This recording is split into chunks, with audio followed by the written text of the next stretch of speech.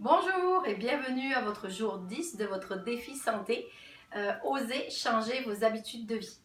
Alors aujourd'hui, nous allons parler de comment diminuer votre niveau de stress.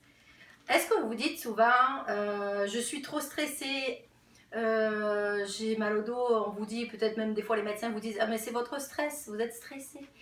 Ou alors on vous dit, allez, on dit souvent à nos enfants, allez, vite, vite, on va être en retard, dépêche-toi, habille-toi. Donc là, on stresse aussi nos enfants, malheureusement. Le stress fait partie de notre vie. Tout le monde est confronté au stress, même les enfants malheureusement, mais personne n'aime stresser. Hein. Ça fatigue et puis ça nous met pas de bonne humeur, on produit des toxines dans notre corps. Et voilà, ça va pas être confortable au quotidien. Le stress, c'est quoi? C'est notre réponse au changement.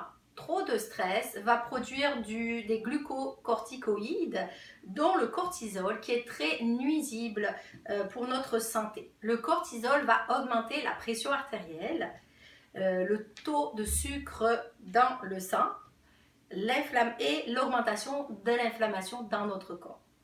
Donc, si vous voulez rester en santé, vous devez développer des outils car le cortisol accélère, et oui, je vais peut-être vous l'apprendre, le vieillissement.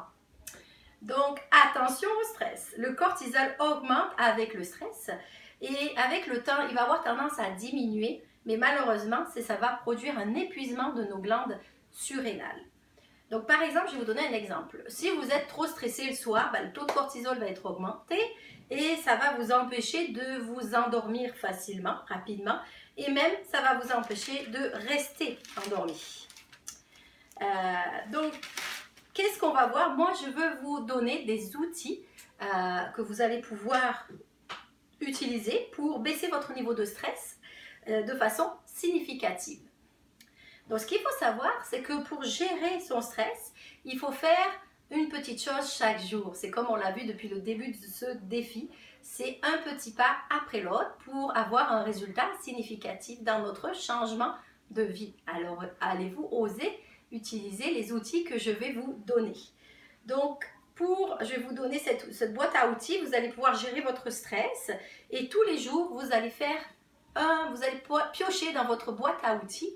C'est pas obligé de faire toujours le même outil, de prendre toujours le même outil pendant tous les jours. Vous pouvez changer et alterner, sinon ça devient monotone. Donc vous allez voir qu'en utilisant tous les jours ces outils, votre taux de stress va diminuer significativement. Cela va se faire de façon consciente et inconsciente. Alors, on va voir, il y a trois activités qu'on peut travailler. Donc, on peut faire l'activité physique. Donc, on va voir tout à l'heure quel type d'activité physique vous pouvez faire. Deuxièmement, des activités cérébrales. Et troisièmement, des activités artistiques. Au niveau des activités physiques, vous pouvez faire du yoga, du tai chi, des balades en forêt, du jardinage pour ceux qui aiment jardiner. Si vous pratiquez ces activités physiques tous les jours, vous allez voir que votre taux de stress va diminuer. Alors, c'est pas obligé que ça dure des heures non plus, ça peut être 15 minutes, 20 minutes. Ça suffit des fois amplement pour diminuer notre taux de stress. Alors, les activités cérébrales, est-ce que vous avez déjà fait des mandalas? C'est excellent. Pourquoi? Parce que vous allez vous concentrer sur le mandala, puis vous allez libérer votre mental. Votre mental, hop, le but c'est ça.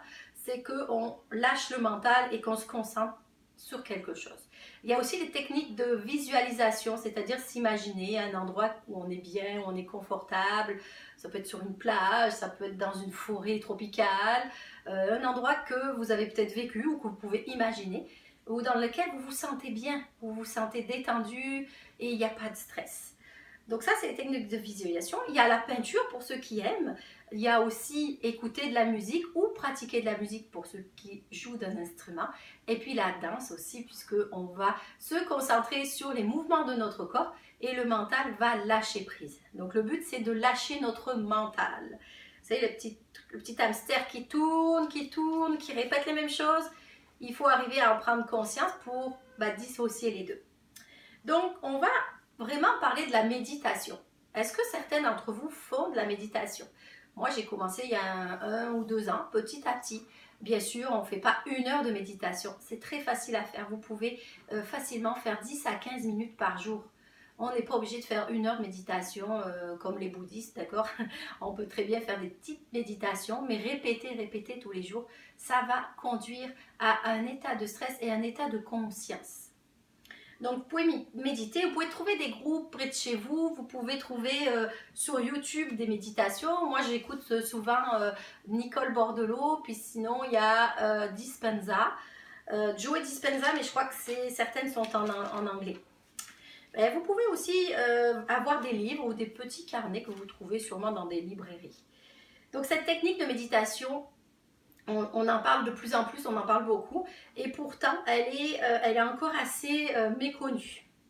On l'associe souvent à la religion bouddhiste et on ne fera jamais, des fois on se dit oh là là, moi je ferai jamais ça, oh là là, c'est contre mes valeurs, moi je ne suis pas bouddhiste, je crois pas, je ne suis pas religieux, bref, ça n'a rien à voir avec la religion. On a l'impression que c'est bizarre, mais non, il faut savoir que cette technique s'intègre parfaitement avec notre vie moderne, avec la vie moderne que l'on a. Elle nous permet de diminuer donc notre stress forcément, d'avoir une meilleure santé, de développer notre confiance en soi, d'avoir de l'amour pour soi-même et pour les autres et de mieux percevoir le monde qui nous entoure. Donc on développe une conscience. Donc pour vous aider à lâcher le mental, quand on fait des méditations, il y a souvent, on va se concentrer sur la respiration profonde au début. On nous amène à respirer profondément pour que on libère notre mental et qu'on se concentre sur quelque chose. Alors, défi du jour, qu'est-ce que vous allez choisir comme outil au quotidien pour diminuer votre taux de stress? Alors vous pouvez très bien choisir, est-ce que ça peut être le yoga, comme on a dit? Est-ce que ça va être de faire des mandalas? Est-ce que ça va être de commencer à faire des méditations? Petit à petit, vous allez diminuer en faisant ça, 10 à 15 minutes par jour, c'est pas la peine de faire plus. Des petites balades aussi, ça suffit, c'est pas la peine d'aller faire 2 heures en forêt. Donc vous pouvez alterner selon les jours, selon ce que vous avez envie. Alors vous allez me le dire dans les commentaires quel outil vous avez choisi pour libérer votre stress et libérer votre mental.